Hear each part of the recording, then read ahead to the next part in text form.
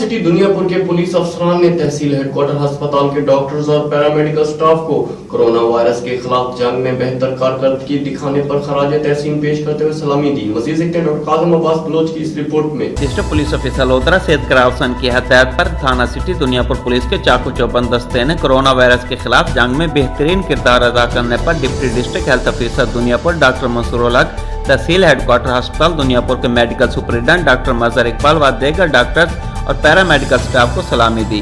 थाना सिटी दुनियापुर के police officer Abdurrahman, नायब तहसीलदार, फोकल पर्सन टैगल फोर्स और special price control magistrate Nadeem Sial, municipal committee के चीफ ऑफिसर और price control magistrate Parvez Bhatt व दीगर अफसरान ने डॉक्टर्स और पैरामेडिकल स्टाफ को खराज तहसीन पेश करते हुए फूलों के गुलदस्ते भी पेश किए।